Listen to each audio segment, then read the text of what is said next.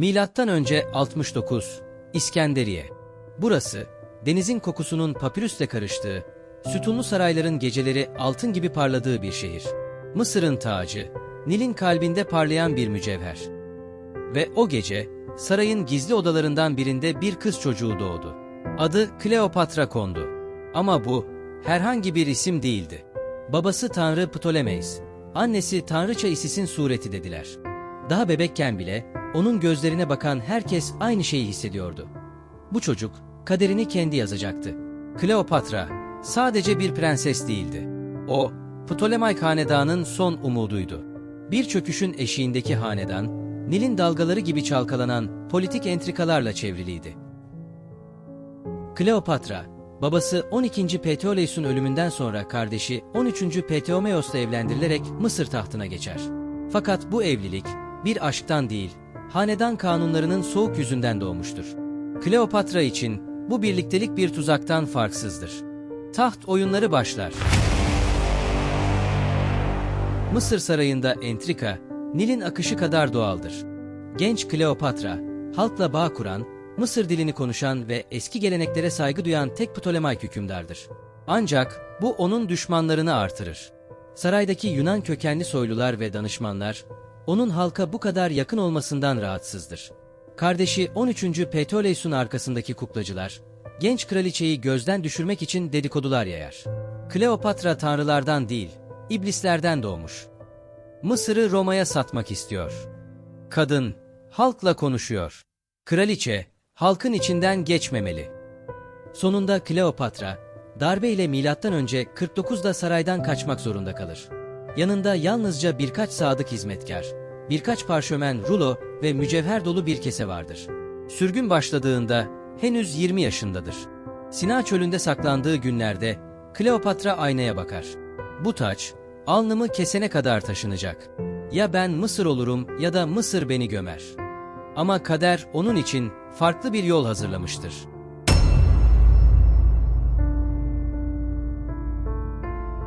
Kleopatra, Sezar'ın İskenderiye'ye geldiğini öğrenince içindeki ateş bir anda alevlenir.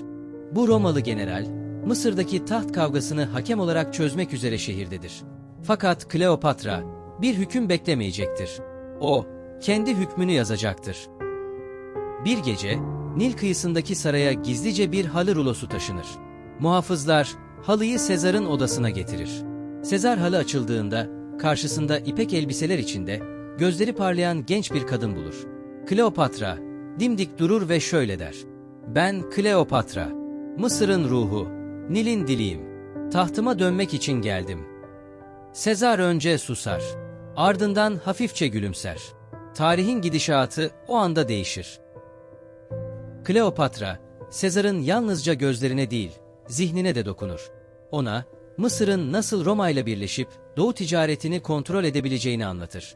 Nil'in zenginliğini, papirüsün, buğdayın ve altının nasıl Avrupa'ya akabileceğini gösterir. Sezar etkilenir.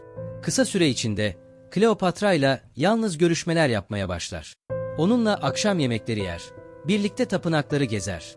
Sezar, onun bir kraliçeden fazlası olduğunu fark eder. Onun bir siyasi zihin, bir lider ruhu ve bir tanrıça gibi karizmatik olduğunu kabul eder. Sezar, Roma'nın gücünü kullanarak 13. Ptolemeis'u alt eder. Genç kral kaçarken Nil'e düşer ve boğulur. Kleopatra, yeniden tahtına oturur. Bu kez yalnız değil. Sezar'ın desteği, Mısır'ı yeniden diriltir. Ancak bu sadece siyasi bir ittifak değildir. Bu aşk, öyle büyür ki, Kleopatra Sezarion adında bir çocuk doğurur. Ve Roma'da fısıltılar başlar. Roma'nın yeni imparatoru bir Mısırlı mı olacak? Kraliçeye büyü yapmış, onu kadın değil tanrıça gibi göstermiş. Ama Kleopatra için bu sadece bir başlangıçtır. Sezar, Roma'da senatörler tarafından suikaste uğrar.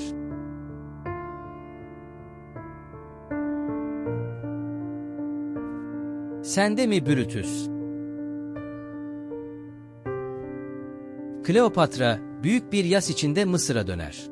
Fakat yas, onun gözlerini kör etmez. Çünkü Sezar'ın ardından Roma'da doğan siyasi boşluk, bir başka liderin yükselmesine olanak tanır. Marcus Antonius. Roma'yı yöneten üçlü konsül arasında en karizmatik, en savaşçı ve halktan en çok sevilen kişi Antonius'tur. Kleopatra'ya haber gönderir. Nil'in kraliçesiyle buluşmak istiyorum. Ve o sahne, Yunan yazar Plutarkos'un anlatımıyla bir efsaneye dönüşür. Kleopatra, altınla kaplı, mor yelkenli bir gemiyle Nil'den gelir. Başında Isis tacı, arkasında inci dökümlü pelerin. Halk ve askerler hayretle izler. Antonius, büyülenmiştir. Ama Kleopatra yine zekasıyla oynar oyunu. Onunla siyaset konuşur.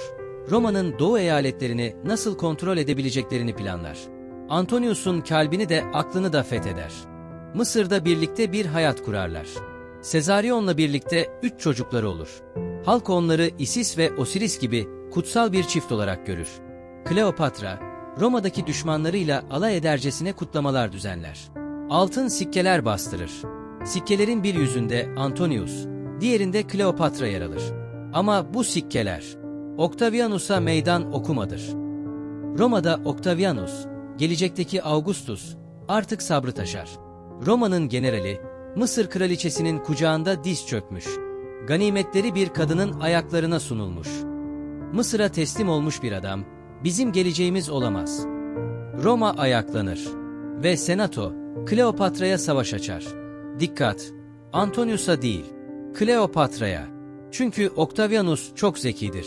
Bu savaş, Roma'nın onuru ile doğulu bir büyücünün arasındadır artık. Milattan önce 31. İonya denizinde bir koy, Actium. Burası, tarihin yön değiştirdiği yerdir. Antonius ve Kleopatra, Mısır'ın tüm servetini savaş hazırlıklarına harcar. 600 gemilik bir donanma, binlerce asker, savaş tanrılarına adanmış hainler. Kleopatra'nın kişisel gemisi, altın yaldızlı ve mor yelkenli. Gövdesine inci mozaikler işlenmiştir. Bu sadece bir savaş değil, bir gösteridir. Savaş başladığında deniz sislidir. Rüzgar neredeyse yoktur. Antonius'un filosu ağır ve kalın zırhlıdır. Roma filosu daha çeviktir. Saatler ilerledikçe Antonius'un birlikleri taktiksel hatalar yapar. Savaş bir satranç tahtası gibidir. Ve Octavianus'un generali Agrippa her hamleyi doğru oynar. Kleopatra, çatışmanın ortasında gemisini geri çeker. Bazılarına göre bu bir ihanettir. Ama Kleopatra'nın kafasında başka bir plan vardır. Mısır'ı korumak. Donanma yok olabilir. Ama ülke kalmalıdır. Antonius, sevgilisinin gemisinin uzaklaştığını görünce şaşkınlıkla dona kalır. O anda 2 ihtimal vardır. Onuruyla savaşmaya devam edip ölmeyi seçmek. Ya da onun peşinden gitmek. Mısır'a dönerken Kleopatra'nın içinde fırtınalar kopmaktadır. Taht, altınlarla süslü bile olsa boş kalacaktır. O, her şeyini sevdiği adamı, imparatorluk hayalini, oğlu Sezarion'un geleceğini bir savaşta kaybetmiştir. Ama o hala kraliçedir. Ve bir kraliçe, ölümünü bile onurla seçmelidir.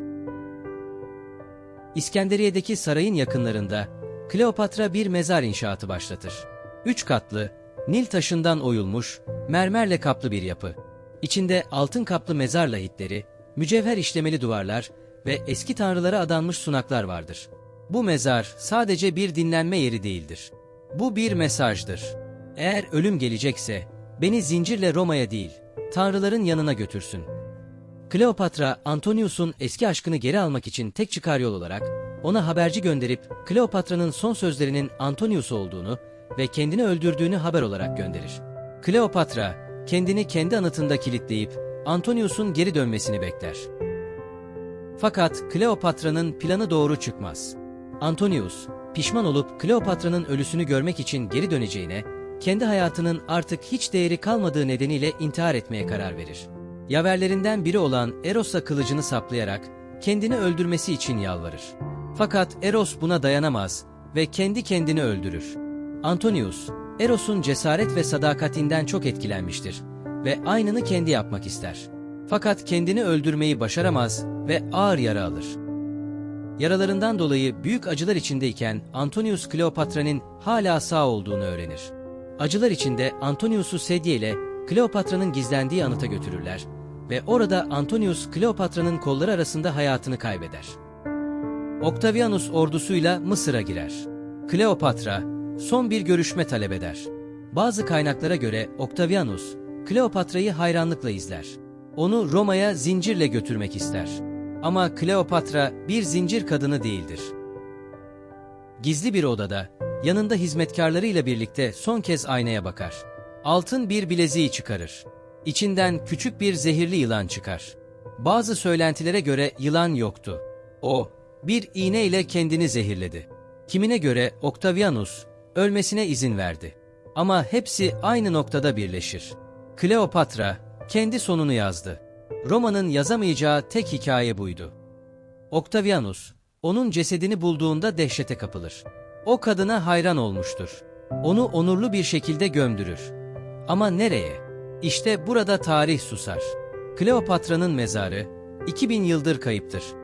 Bazı rivayetlerde denir ki, Kleopatra kendisini ve Antonius'u piramitlerin gölgesinde Nil'in altına gömdürdü. Mezar, yalnızca kraliçelerin soyundan gelen biri tarafından bulunabilir. Bazı teorilere göre ise, mezar Taposiris Magna adlı antik bir tapınağın altındaki gizli bir odadadır. Arkeolog Kathleen Martinez, yıllardır bu mezarın peşindedir. Ve bulduğu şeyler büyüleyici. Roma dönemine ait sikkeler, Kleopatra'nın yüzünü taşıyor. Kumların altından çıkan duvar yazıtları, tanrıça gibi ölümsüz. Bir mezar odası, içine kimse giremiyor.